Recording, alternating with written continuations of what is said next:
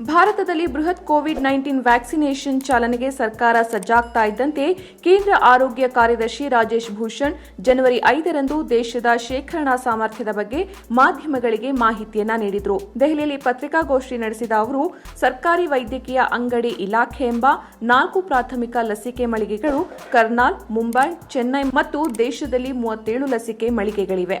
ಅವರು ಲಸಿಕೆಗಳನ್ನು ದೊಡ್ಡ ಪ್ರಮಾಣದಲ್ಲಿ ಸಂಗ್ರಹಿಸುತ್ತಾರೆ ಹಾಗೂ ಮತ್ತಷ್ಟು ಹೆಚ್ಚಿನ ಪ್ರಮಾಣದಲ್ಲಿ ವಿತರಿಸುತ್ತಾರೆ ಅಂತ ಹೇಳಿದರು. ಹಾಗೆಯೇ ಆರೋಗ್ಯ ಮತ್ತು ಮುಂಚೂಣಿ ಕಾರ್ಮಿಕರು ಕೋವಿನ್ ವೇದಿಕೆಯಲ್ಲಿ ತಮ್ಮನ್ನ ತಾವು ಪ್ರತಿರೋಧಿಸುವ ಅಗತ್ಯ ಇಲ್ಲ ಅಂತ ಕೂಡ ಹೇಳಿದರು.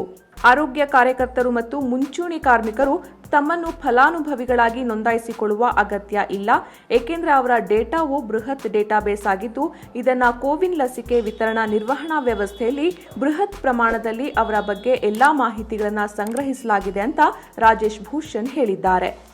बेनिफिशियरी रजिस्ट्रेशन की आवश्यकता हेल्थ वर्कर्स और अदर फ्रंटलाइन वर्कर्स के लिए नहीं होगी, क्योंकि इनका डाटाबेस जो है वो बल्क डाटाबेस है and has been populated on to the CoWIN vaccine delivery management system in a bulk manner. So our doctors, our nurses, our medical workers need not self-register themselves on the CoWIN platform. Their data has already been pre-populated.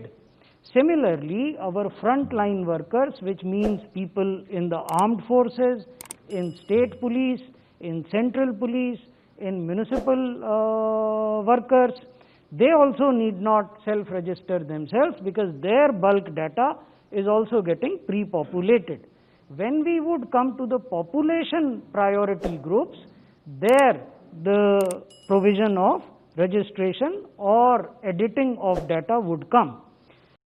जब भी कोई immunisation होता है तो वो कैसे आगे बढ़ता है, तो सबसे पहले वैक्सीन मैन्युफैक्चरर्स होते हैं जो वैक्सीन का उत्पादन करते हैं. फिर ये वैक्सीन मैन्युफैक्चरर एयर ट्रांसपोर्ट का सहायता लेकर प्राइमरी वैक्सीन स्टोर जो भारत सरकार के स्वास्थ्य मंत्रालय द्वारा चलाए जाते हैं, संचालित किए जाते हैं, जिनको GMSD डिपोज कहते हैं. ऐसे 4 बड़े डिपो हैं. एक करनाल में है, एक मुंबई में है, एक चेन्नई में है और एक कोलकाता में है. तो इन 4 बड़े डिपोज पर वैक्सीन मैन्युफैक्चरर्स एयर ट्रांसपोर्ट के माध्यम से वैक्सीन सप्लाई करते हैं.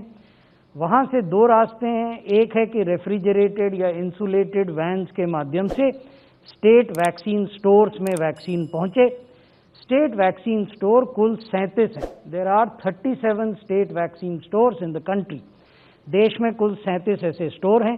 तो 37 और 4 GMSD यानी 41 ऐसे कोल्ड चेन पॉइंट्स हैं जहां बल्क वैक्सीन पहुंचती है वैक्सीन मैन्युफैक्चरर के यहाँ से. जब एक बार ये वैक्सीन पहुंच जाती है GMSD के डिपोज में जो मैंने आपको बताया 4 हैं, या स्टेट वैक्सीन स्टोर्स में जो मैंने आपको बताया कि 37 हैं, तो फिर इसको आगे पहुंचाने की जिम्मेवारी राज्य सरकारों की और UT एडमिनिस्ट्रेशन की होती है. और वो इसको कहाँ पहुंचाते हैं? वो डिस्ट्रिक्ट वैक्सीन स्टोर में पहुंचाते हैं, which is also a temperature controlled facility through refrigerated and insulated vans. वहाँ से इनको प्राइमरी हेल्थ सेंटर्स में पहुंचाया जाता है, अगेन थ्रू रेफ्रिजरेटेड वैन्स.